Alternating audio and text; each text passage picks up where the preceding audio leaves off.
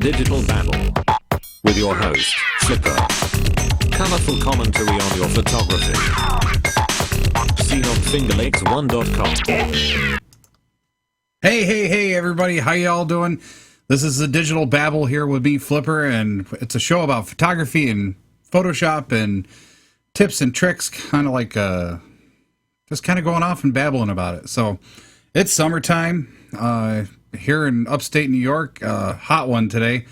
I don't know about anybody else, but heat index 101 degrees. Not a good day to be outside doing any type of during the day portraits. Speaking of portraits, it's also senior portrait season. So this show, I was going to give some of the basics on senior portraits and some of the tips and tricks to get some decent senior portraits yourself. Not saying that professionals aren't good, because professionals are always good, but it's always fun to kind of do the same kind of things that professionals do. Maybe you want to do the same kind of shoot. So I think I'm going to talk about that this week and just kind of babble on about it and see what we get. So again, this is the Digital Babble. I'm Flipper, and you can find us online here at fingerlakes1.tv or fingerlakes1.com. You can check us out on YouTube. You can check us out on Facebook. You can also check us out at our website at tdbny.com. Again, that's tdbny.com. You go check out the things that we got there. Jakey's out writing about different techniques and stuff as he gets time. You can see, you could watch previous shows. So it definitely is a good resource for anything The Digital Babble. So, senior portraits. Maybe your senior's going to be graduating this year. Maybe you kind of like, okay, well, I want the professional to do a shoot, but maybe I want to try myself. So, if you got a halfway decent camera, and I'm not talking iPad or iPhone or a phone camera. I mean, they could take some decent photos, but typically not the level of quality that a definitive camera might do, such as a DSLR or even a mirrorless. Even some of the point and shoots are coming up where they've got some pretty decent quality and a lot of usability. So that being said, you're going to want to have a decent camera, and you're going to want to have light modifiers or flashes. So if you can get those things together, or if you have those things already, or if you don't, you can always use light fixtures. Like if you have some movable light fixtures or stuff, you can definitely do some really interesting low budget shoots with your senior. So starting off, let's kind of just give some ideas of what's in a senior portrait package. What can you do? You can have a nice afternoon outing with your child, or your friend's child, or cousin, uncle, whatever they end up being, relative, if you want to do it, or if you just want to have a friend do your portrait.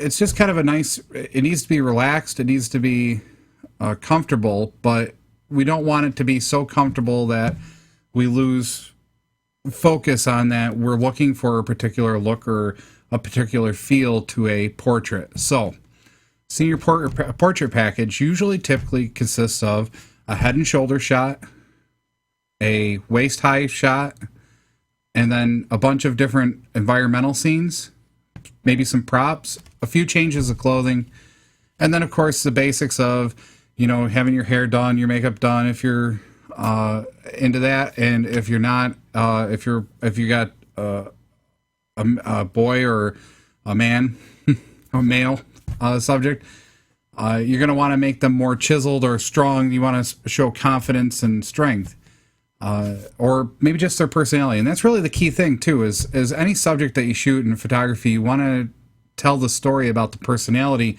not necessarily force it. And that's one of the big tips about taking senior portraits. You want them to be comfortable, but you want them to be receptive to posing. So receptive to coaching on how to turn their head, how to move, so on and so forth. So some good elements of a senior portrait.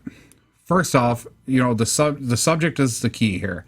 The subject needs to be well rested, alert, receptive to coaching, be able to talk, feel comfortable in talking with you. Hey, what do you see behind the lens?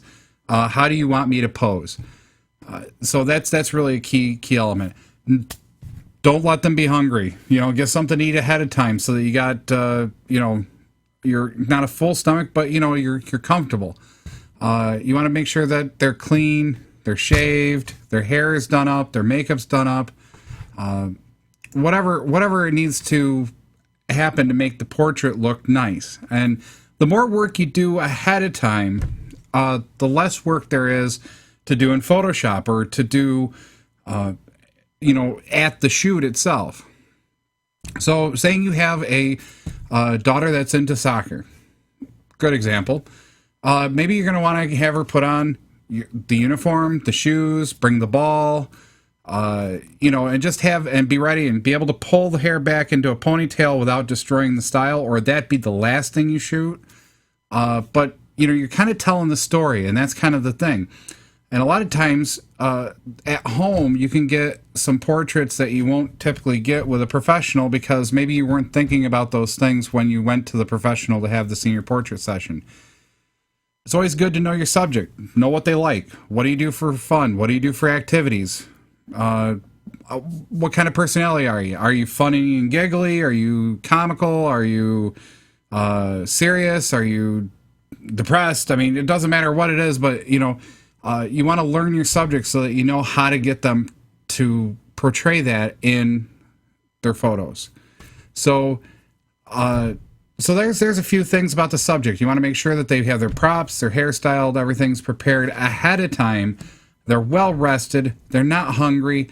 They're not in pain. If they've got a problem with, like, I don't know, maybe they banged their knee the night before or, a couple nights before, it might be a good idea to postpone the shoot maybe a day or two just to make sure that, because that'll come through on the photos. It really does. Even if the person is very professional about it, a lot of times you're going to sit there and take the photo and the person's going to be posing and you just see the look of pain on their face or you can see it in their eyes, and it just comes across that way.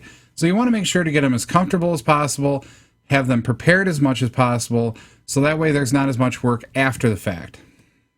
So then the next thing, what's a good pose? What are some good poses to do during a photo shoot for a senior portrait? So posing, some don'ts. I really don't like the straight on portrait, square up shoulders, and just sit there like you're, at attention in a military line guard and be like, okay, that whole straight on portrait typically doesn't work for most people. I think the only people it does work for is the military. And I think that's mostly because that's what they're trying to portray, is that stand tall, strong, and, they're squared up, to give that sense of, I don't want to say opposition, but that strength of being rigid, the rigidness. So probably a senior portrait is not going to look like that. Most likely it's not going to look like that. So straight on shots, squared right up, right to the camera, and you're putting their nose right in the center of the frame, probably not going to come out too good. You're going to want to look for lines. You're going to want to look for leading lines, like saying if their head's, tilted, you can see their eyes make a line. So you're going to look for lines to see where those lines lead and make sure that those lines don't obstruct something or intersect something it probably shouldn't, because those lines will lead the person looking at the photo to those things. So you're going to want to look at the composition, and as they're posing, look for lines, look for the different shapes in the photo to try to make sure that you're kind of capturing the subject, but at the same time you're also capturing a good portrait. Different angles. You're going to want to look for different angles. Straight on is, not an angle. I mean, I call that zero position. You want to try to get higher, lower. You want to shoot from the ground up. You want to shoot from above the person down. The Facebook photo. Let me see if I can find one here. I got all these examples, and I should have probably just switched over and started doing this. Let's see here.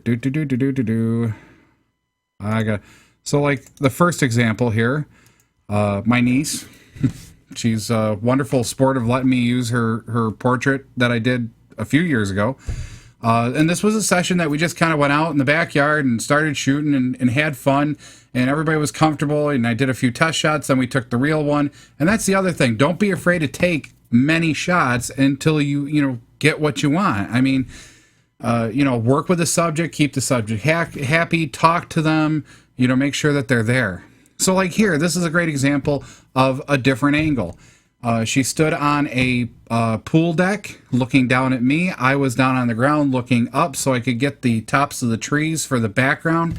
Lit her with a simple flash that was off camera to the right.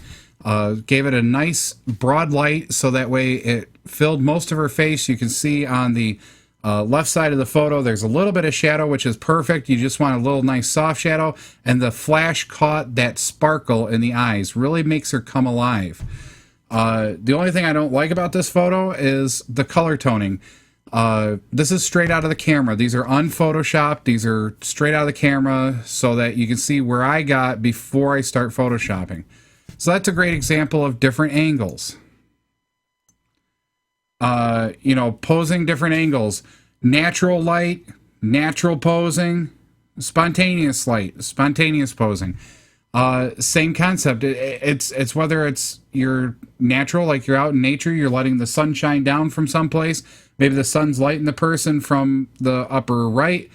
And then, you're composing and moving the person to get the light just right. And then once you get the light just right, you get your camera height where you want it. And then you fire away and take a few shots. And it's always good to have a few common, clean jokes to just kind of talk to the person, throw a few in, get them giggling a little bit so there's natural smiles instead of those forced. You really want to get something as natural as possible. You don't want to force it, and that's one of the big things. And if the person doesn't smile, that's okay. You can make some very good portraits of people that don't smile. I mean, it's very possible. The whole misconception, the social misconception of that you have to smile for senior portraits is really starting to grow old on me. So capture the person for what they are. Take and really get to know the person. If the person isn't, I don't want to say capture the negativity, but if the person is fairly serious person, then capture how serious that person is. Start having a serious discussion with them, and then, okay, I'm going to take a photo now, and then have it stop, and now they got those thoughts in their head. It's always good to try to get us a couple that are smiling, because a lot of people, especially parents, love to see their kids smile. Same concept when you're doing wedding photography.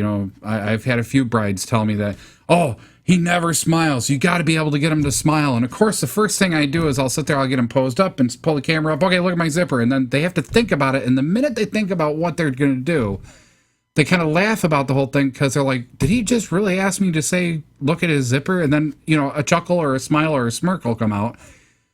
You could always use anything. It doesn't matter. Think of the color green. Why? I don't know. Just think of the color green, and just kind of throw some odd things out there and let the brain do the work. Let their brain do the work.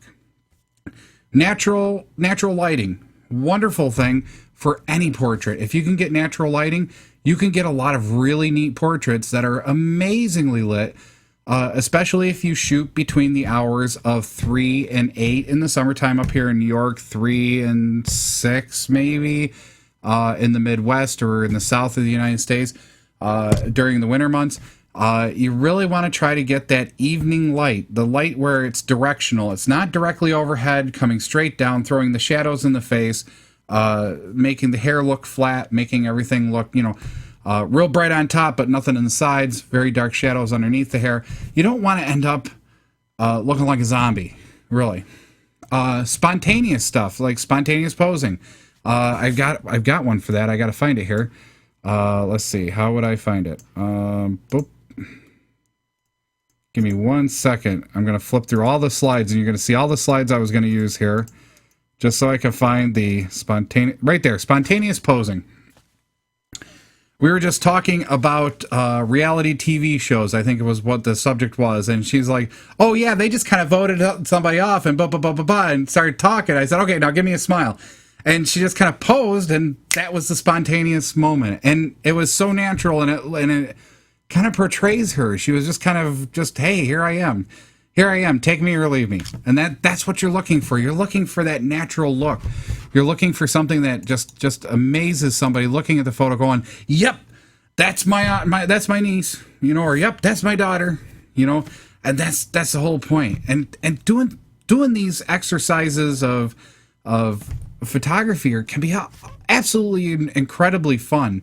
especially if you got willing subjects. Just have an afternoon. Go grab some a picnic basket, go to the lake, go to a mountainside, go out in the nature, and bring a camera, bring the person. Doesn't have to have change of clothes and all that stuff. Just have fun taking photos all day.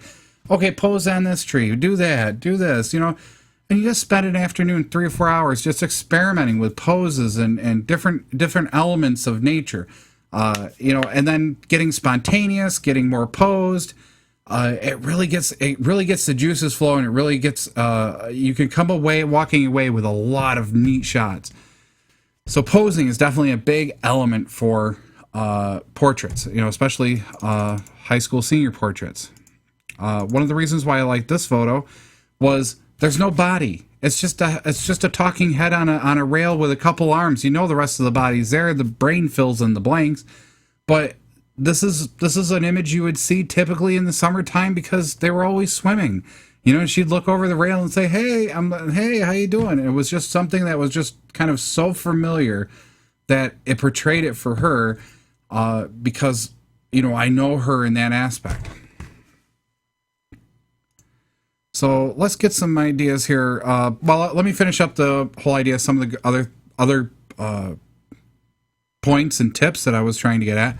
Lighting, whether you use natural lighting, flash lighting, or artificial lighting, it really is up to you. A lot of times you can get a lot of great shots and great photos just with natural light. The sun setting over here, you kind of put the subject, position them, pose them so that they get a little bit of sunlight from one way. Or if you got too much sun, put them in the shade so the rest of the scene's nice and bright, but now you're controlling the light that's falling on the person by putting them in the shade and then using as well a flash to light that subject according to the way you see the subject. There's so many different ways to do it, and that could be a whole series of shows about lighting with a flash and so on and so forth, but get out there and experiment. It's very fun to do natural lighting and to do flash photography for senior portraits. You want to make sure it's directional light. You don't want straight on, because that's how you get red eye. That's how you make people look flat. That's how you make blemishes really pop. Really pop sometimes when you have straight on lighting. Things that never show up in a photo typically all of a sudden show up and you're like, whoa, what was that? It's just kind of, straight on lighting's not so good. I don't care for straight on lighting. I like to take the flash, put a cord on it, pull it off to the side, and the camera's here, the flash is here, and then the light comes from an angle at the subject. That way it bounces off, produces some shadows, makes the portrait very three-dimensional. And lighting's very important in senior portraits. Location. What type of locations do you like? You got to get inside your subject's head a little bit. What kind of person are they? Would they be kind of hopping a rail car and going someplace? Well, see if there's some parked rail cars someplace that you can, be safe about it and maybe pose it with some rail cars. Or maybe if they like classic cars, instead of railroad cars, we go to classic cars. Maybe you got a friend with a classic car. Go park it out in the middle of a field someplace that's full of flowers. So, get people's permissions before doing things. But, go park the car and then just see if, make sure that they don't damage the car, but, see if they can pose with the car, pose on the hood, pose on the bumper, pose, changing the tire. I don't care. Whatever fits the subject, pose them. So location and props are extremely important to a good senior portrait. Like, you could be very exotic. I couldn't believe what I saw the other night. Okay, little story. That's why this is called the Digital Babble, because you get to listen to me babble about stories. The other night, I was reading a photography blog because I love watching other people's work, because I love to watch how they grow and evolve as photographers. And some people start off with this gift, and I don't know what to say about it, but just it seems like they fire, the shots that they get, they always get their shot. It doesn't matter what it is, they always get their shot. But the ones that I find most fascinating is the ones where you see well, they need work on this, and then after about 2 or 3 months, then you see something new. And that's exactly what this was. This photographer was kind of ho-hum, kind of run-of-the-mill, kind of like me, run-of-the-mill kind of photographer, knows their stuff, able to pretty much produce most any shot, but, nothing spectacular, but nothing really bad. It was really exceptional work. But then all of a sudden, out of nowhere, they did this one senior portrait. It was a single mom. The father had gone away to someplace, but it was a single mom senior portrait, pregnant. It had to have been at least 8 months pregnant, nice belly, and it was just such an amazing thing. They took her out to a waterfall area, like a lagoon waterfall area, someplace. I don't know where they shoot out of, but it was just such something that you would never see. And the girl walked out into the lagoon up to about knee high in a really beautiful white lacy kind of thing, dressy. But and then she held the baby, hold the baby bump. And they shot from the side so you could see the baby bump, but yet at the same time, this beautiful waterfalls in the background. And it was just such a new photo from this photographer. You had to just go, wow, look at this. This is just amazing. And that's exactly the response I had of it. And that's what I love seeing. Especially I love seeing listeners. If you guys got photos, send them in. I love to see photos. Let me use them on the show. I promise I'll only use your first name or nickname. Maybe a location, okay, this was taken in wherever, so people know where these locations are. But it's always fun to see the evolution of students, of photographers, of whatever, and just watch as they take something and start molding it into something else, and getting something that just makes you go, wow. And that's what you can do with these senior portrait kind of sessions. You can do your own and have fun, and bond with your child, bond with your niece, nephew, whoever, and just enjoy this. But keep these things in mind. Posing, make sure the subject's cooperative, happy, healthy, fed. Always make sure they're fed. You never want a hungry guy to be trying to take photos, because they will eat your camera. And I don't mean that I do mean that in a figurative way. Yeah, it was in a figurative way. Basically, I remember one of the first senior portraits I ever did. It was in 2004. A friend of mine asked me to take their child's senior portrait. I said, sure, I'll bring the camera stuff over and we'll do it up. And I brought 2 or 3 flashes, and we did it in the house, and we did a natural setting right in the living room. It was amazing. I did the head and shoulders, the 3/4, the full length, and then the person, the kid was a big gamer and a big sci-fi fantasy nut. And it was so neat. One of the photos that I did was him with the poster of Doctor Who, I believe, the more recent Doctor Who. And I made it so the flash hit sideways, so he lit up just about the same as the poster.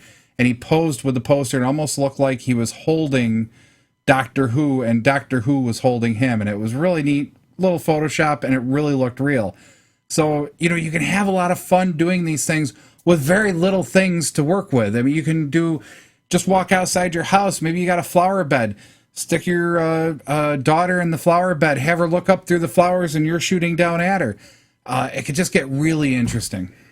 But again, location, it could be your backyard, it could be, you could go downtown, go into some industrial thing, a back alley. If you are going in back alleys, or you're going in places that might not be so safe, bring some friends. I always say travel in pairs, if not, a couple more. That way, most likely, criminals won't do anything stupid. So, but always be safe. But you can get some really neat shots, if you got a fire escape, you can kind of pose on a fire escape, or maybe you got this little 3 or 4 step cement step thing made out of bricks or whatever.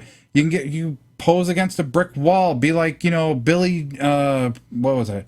James Dean, or, Michael Jackson, Billy Dean, or whatever, where he's sitting there against the brick wall in the white suit. I mean, you could do stuff like that. Just think, just get creative, let your juices flow, and then go do it and have fun. Great way to torture your kids too, by the way. You could even do things at school. I have a picture here of my niece here. Whoops, that's the, I gotta find it. Come on. I am batting zero here. Okay, so here's a completely natural photo, a natural portrait that I did that day. The color's off a touch because the bright sunlight in the background versus the shade where we were sitting, very spontaneous, very simple shoot or shot, and it just kind of changed the color cast a little too far for me. So it's a little too blue for my liking, but I can fix that in Photoshop, so that's not a big deal. But you know, this was a very nice, simple portrait. You know, pulled up, made sure there was nothing in the background, made sure it was blurred out nice. I have a nice bokeh area, so that way the background's blurred and she's just separated from the background nice and sharp with that beautiful smile and the twinkly eyes. Threw the flash on her, bang, had it, and that's what I got. That's right out of the camera. Now I got some raw data I can work with. I can make something out of it. I can have some fun doing something with it. There was another one that was really, I love this one. This one is so gorgeous. I love this. Still, same problem with the color cast. I really think it was the shade versus the sunlight versus what was hitting the tree trunk. But all that's in the background of this is a large tree trunk. That's it. That's it. From her shoulders, you know, right around, well, of course, you know me, I the breast, the boobs, the chest, the pecs, whatever you want to call this area. From here up, that was the only portrait. Let the hair fall down around and kind of frame her face in. Remember, we were talking about shapes and lines. You got a nice diagonal line with her eyes there. Her smile provides some different lines.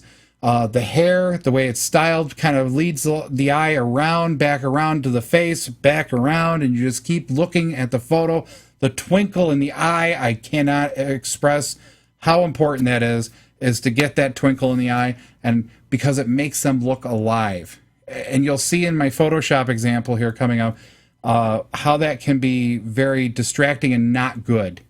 So let's see, what else was I going to talk about? Composition. What are some compositions that you should always get in any photo shoot doing a senior portrait? You're going to want to do head and shoulders. You're going to want to do full body. You're going to want to have some props and storytelling. You're going to want to do 3/4. 3/4 is about belly button or waist high and up. You can get some very neat portraits that way. But the thing is that moving from head and shoulders to a 3/4, you want to take your angle of view and bring it down. If you're shooting a full portrait, the center of your lens should be at the height of their belly button or waist. And there's a reason for that, because as you move in the sphere of lenses, I don't know how to describe the physics behind it, but it's kind of like a sphere. The person is in a sphere, the lenses create that sphere. As you move, the subject in that sphere will change the angle of attack, which will provide a certain type of distortion. So like this Facebook pose that I did here, you can see there's a distortion. The head's big, but everything else is smaller. So it kind of gives that triangle look. So the head's big, and then it kind of comes down to the shoulders and then down into the feet. And then that's kind of like the Facebook pose, right? Everybody loves doing the Facebook pose. Pull up the camera and then aim down and boom, gotcha, okay? And, hey, look at me, you know, do the duck face, you know, or whatever they do now. I can't stand that duck face thing. So, you know, so this is an example of how that distortion can work for you. But if you're trying to do a 3/4 or a full length portrait, you don't want to look from the perspective that you are, because I'm a pretty tall guy. You don't want to shoot from 6 foot tall down to a 5'2" person, because they're always going to look like they're looking up at you. You want to get down to their level, so you got to shrink a little bit. Great way to do that, put it on a tripod, bring it down.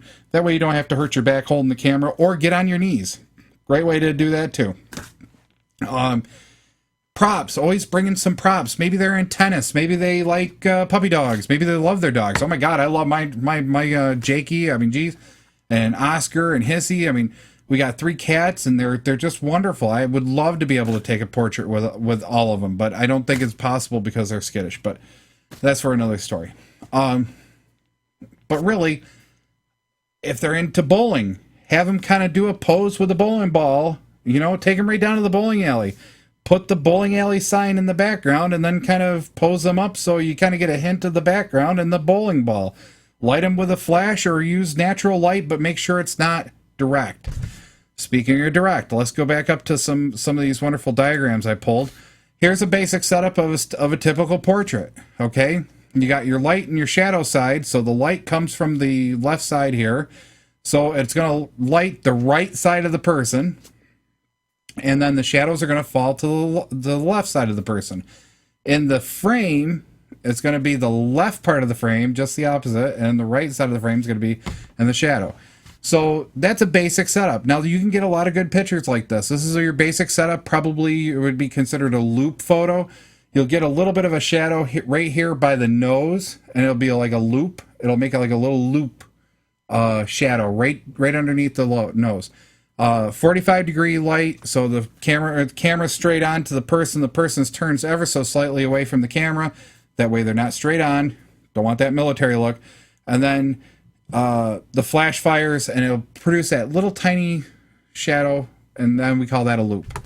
And that's a really neat setup. Now you can get more creative and start doing broad lighting.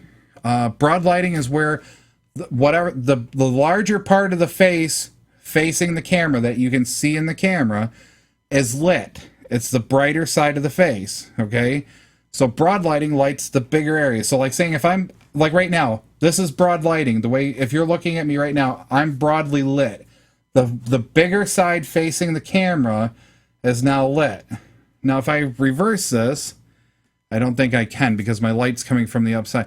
So if we reverse that, if we just invert this and the shadow now is in the broad side and then the light is in the short side, that's called short lighting.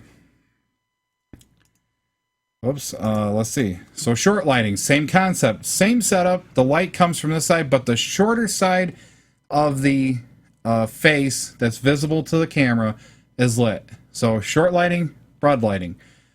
You can produce a lot of great portraits with all these different techniques.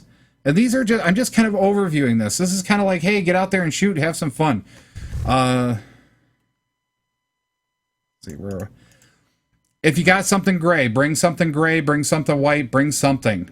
Black, white, or gray. I prefer a gray card myself. Or I've got a special lens cover to give me a proper color balance.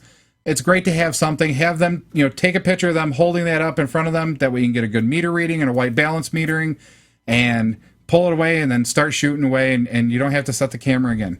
And then, you set your camera with white balance, custom, this shot, and then go. You can look it up in your manual. It's pretty basic technique. I'll probably cover it in a future show. So stay tuned to that. Let's see. Again, about the lighting and where the light comes from. If you have directional lighting, notice like with this diagram, directional lighting, light comes in, bounces off, and then comes back to the camera. If it's directional, it'll give you texture. It'll give you depth. It'll give you a three-dimensional field. If it's not, if it's very straight on lighting, it's going to be very flat. It's going to feel very flat. Now you might be looking for that feel. I've seen some photographers who really love that feel. Me personally, I do like directional lighting. I want to see the texture. I want to see the skin. I want to see the hair. I want to see the twinkle in the eyes. I want to see all that. So here again, it kind of depicts the idea of having directional lighting. If you got a light meter, you can always go out and experiment with that. If you watched last week's show about light metering and stuff, handheld light meter can be awful fun just to play around with and go, oh, I didn't know that's how bright that was. Amazing fun time. If you haven't seen last week's show, go download it or look at it. And it was a fun show. I enjoyed that one. Let's see. So, okay, so here was the start of the photo shoot with my niece. And she was very helpful. She came dressed for success, so she had a kind of a kimono throw-over, very beautiful shirt on, and a pair of long jeans, I think it was. And we shot head and shoulders for the first probably 20-30 minutes. So you'll see that this was my favorite. This is the one I have posted up on the wall. And then, the Facebook pose, of course. Hey, check me out, I'm Facebooking. This was kind of a spontaneous. I just wanted to prove that we could use anything for a background, such as a big, large brown tree trunk. Very neutral color. It could be used as a background. She was about 7 feet away from the tree trunk, and I was about 7 feet away from her. Zoomed in, head and shoulder shot, fired away, blurred the background, gave her some life, and got the flash off camera ever so slightly, because you can see just under the chin, under the nose, there's just ever so slightly a little bit of a shadow. In the hair, there's a little bit of a shadow. It really does look very nice for a portrait. And I ended up telling her a joke, and I think she was in the middle of laughing when I fired that. So I thought that came out pretty good. Here again, industrial type. This was shot at the school where she was graduating from. Just lean her up against a pillar with, some bricks. Just fire away, but don't let them square up. Yeah, notice how she's tilted a little bit. She's about 45-degree angle to the camera. She's got one leg cocked just a little bit so that she's just kind of like sitting there kind of in a pose. Folded the hands in front of the waist so that, it kind of gave her hands something to do. And then I didn't quite get the head tilt that I wanted. I was really looking for her to tilt her head more, but this shot was more of a straight-on shot. Not my favorite shot, but definitely proving the point that you can use just about anything as your backdrop for your photography. Here again, spontaneous. Oh my God, I'm going to get voted off, and then put the hand up and boom, fire away and just have fun with it. This was her third change of clothes, I believe. And she was just like, I just want to go have fun. Okay, let's go have fun. We went to the lake. I believe it was Seneca Lake up near the overpass or the underpass or whatever you want to call it, the arterial overpass. There's a lot of nice spots up there just to go shoot. There's a little playground up there. You can have fun. The pier in the background is really the pier right up by the Ramada Inn. Fire, wide open aperture. You really want to get a wide open aperture, f3.5, f2.8. Blur the background as much as possible. That way it's just nice and soft, unless there's a reason to have it tack sharp. But this was another fun photo because it really depicts her. Not saying the other ones don't, but this one shows personality. Here again, another personality shot. I ended up in the lake for this one because this is down on the rocks next to the lake. So I'm like I think I was in the water for a few minutes trying to get posed or positioned to get this shot. So there was nothing but nature in the background. She was laying on the rocks looking at me, tilted her feet up, hey, and that's exactly what I got. That depicts her. That gives her that personality, and it's a very nice touch. And that's really what you're looking at trying to do here with senior portraits or any portraits, really, is to portray the person for what they are and what they look like, and also what their personality is. Tell the story about the person. I didn't really have too much of props with us because I don't think there was too much that she wanted with props. But the whole thing comes down to is that you can make it anything you want. If the person's big into computers, you could take and have them hold an LCD that might be displaying something. I don't know, maybe something special about their school years, class or whatever, or maybe they're a photographer and they hold a camera up and, they're kind of, holding a camera or taking a photo or pretending like they're taking a photo, and nice photo like that. Anything for background, anything for props, anything goes, except for, within limits, of course. Don't endanger your subject. That's one of the biggest things I can tell you. Don't ever endanger your subject. You want to make sure that the subject is safe. You want to make sure you're safe. Never go out on limbs. Never go over ravines. Never put them in rushing water. if it's just calm water, no big deal. And there's not, they can stand up in it, no big deal. But don't put them in the middle of a river, like doing I think there was a photographer that did the trash the dress thing. Put her kind of wading out into the river, but, right near the shore where it shouldn't have been too bad. Wasn't thinking. The current swept her off her feet, took her right down. I think they went in the water after, and I think 2 of the people died. I think the bride died, and the photo assistant that went in after died as well, because they went over the falls, and it was like a 75-foot drop down on rocks. Never put yourself or your subject in risk just to get a photo, as far as I'm concerned. That's my personal choice, and that's my best tip to you. So that's a quick overview of doing senior portraits. Get out there, have fun, see what you can do compared to what maybe you have somebody do a professional senior portrait session. Kind of compare notes, see what you get, you know. So one of the photos that I did take that day that really needed a little bit of touch up. Okay, it needs a lot of touch up. Okay, it just was not good in my opinion. I love the smile, I love the eyes, but so many things were missing. First thing, there was no twinkle in the eye. She looks like she's, you know, pretty much the soul isn't there.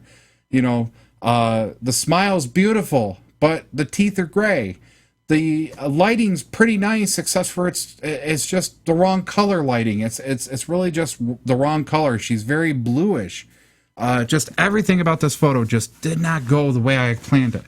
So, time for Photoshop. So we're gonna take it into Photoshop and do something interesting. So here we are in Photoshop. Actually, let me get a drink here. Talk amongst yourselves. It's all good.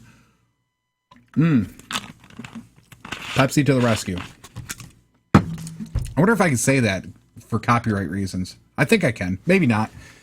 Doesn't matter. I drink Pepsi. I like Pepsi. End of story. So here we are, and my niece is sitting here, and I'm looking at her, and a beautiful young lady. Her hair looks good. It was nice styled that day. She's not a big makeup person, so she didn't wear any makeup. So I can see a few things that we got to really tackle here in Photoshop.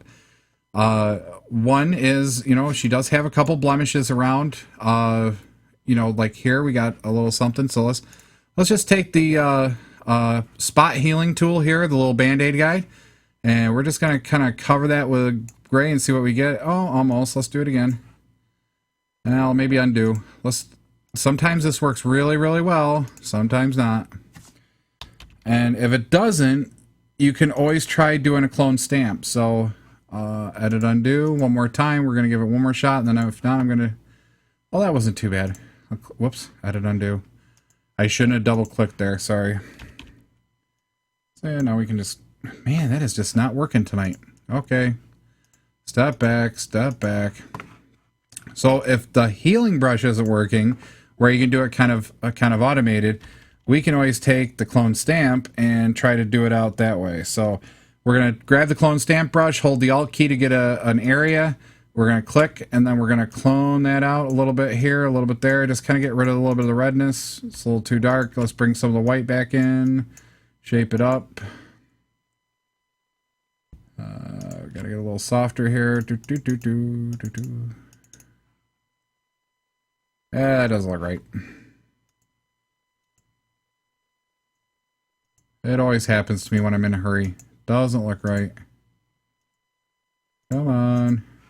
Find my history. The history file can give you a list of all the history. So if you hit the history over here, and then you can go backwards as far as you like. Go all the way back to opening. So we're going to try this one more time. I think we're going to try the patch tool. You can also use the patch tool. So if you click and hold on the menu button where the spot healing was, or the healing brush tool, you can go to the patch tool. And what you do is you basically lasso the area that you're having a problem with. So there's the blemishes.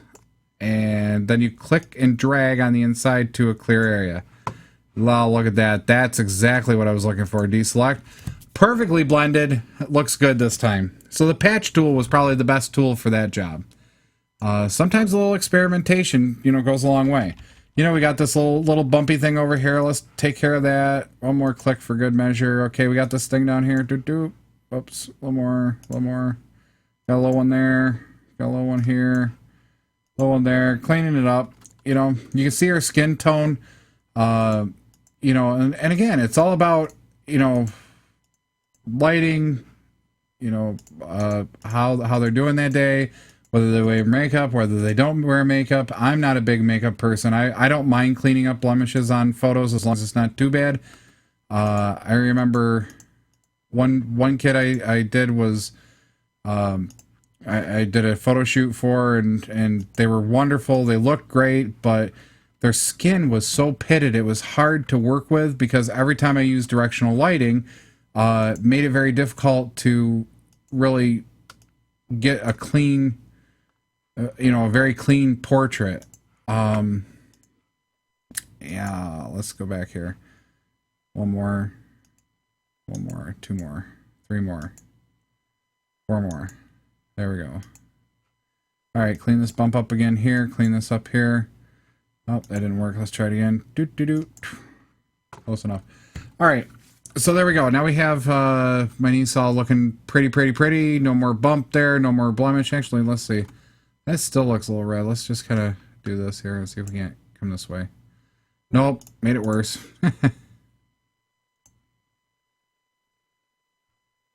All right. So now what do we want to do? We want to clean up the portrait because it's a portrait. So let's kind of color correct this. One of the big things is that we can go down here to the adjustment layers, grab a curves, and then what we can do is do the highlights, the shadows, and the midtones to kind of get a color correct. So let's see, what's the brightest thing in this photo? I would probably say the brightest thing in this photo has got to be the little flower on her forward-facing shoulder. So let's kind of grab that and see what we get. Immediately, it starts warming up the photo and giving me the tones, the tonal contrast that I was looking for from earlier that the camera should have done, but it didn't quite get there. So let's maybe a couple more clicks, see if we can find a good tone here. I like that. That's pretty good. So the darkness here, I would probably say the darkest point is her hair here because her hair is just totally dark, but I don't know where I want to be here. So click around a few times until you get where you're happy. Now let's completely white balance this, the whites of her eyes. Let's see what we get. Okay, warmed her up a little bit of a green color to it. Maybe not quite what I was looking for. Let's go back down here. That's a little warm. So we get a little bit of reddish tinge here. Let's click one more time. Maybe two more times. Oh, we're getting worse. Let's try, that's neutral. I want her just a touch warm. That'll work. That'll work. Okay, fine. We'll deal with it. So, whoops. I hate when that does that, but okay, whatever. So we got our curves adjustment. Now what we want to do is we want to try to get maybe some levels, bring those dark, bring up the midtones so that we can see her hair, the outline of her hair, lighten her up. Lighten up the background just a touch.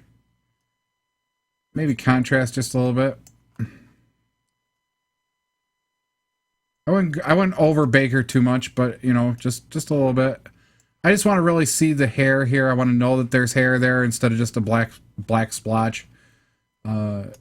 So whoops, did it again. So we got our levels, we got our brightness and contrast, we kind of color corrected it a little bit, we've got a nice tone to it now. Let's kind of do maybe, I don't know, let's see. You know what I want to really do? One thing I notice about women seem to see, you see it a lot in women especially, these little creases underneath the eyes seem to always stand out in women. Guys, I don't think it bothers anybody.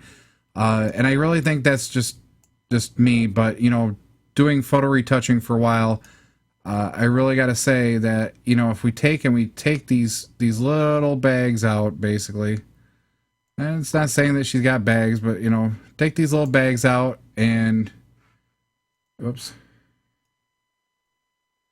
and just patch them over, select, deselect. Sometimes you can make a person look younger. Sometimes you can make them look worse. So be careful, be ready with the undo. Right there. So select, deselect. Now you just soften that skin. Bring back. Now you look at the eyes and there's there's tonal value change, but there's no hard crease there. So, we can do a couple other things here. Well, how much time we got? We're just about out of time. So let's see, what else do we want to do? How about we sharpen her? Well, maybe we can. How about we give her soft skin and then we'll sharpen her? So we're going to do a Control-Alt-Shift-D to get a composite layer here at the top. You can see it says layer 1. We're going to take and do a filter. We're going to blur. We're going to do a surface blur. That is way too much surface blur. So let's maybe bring the radius down because we only need maybe a radius of 1 or 2. Maybe 2. Come on. And we really don't need that much of a threshold. We only need probably about 10. to get the look that I'm looking for. I just want to soften her skin areas without getting rid of the details. All right, so right about there.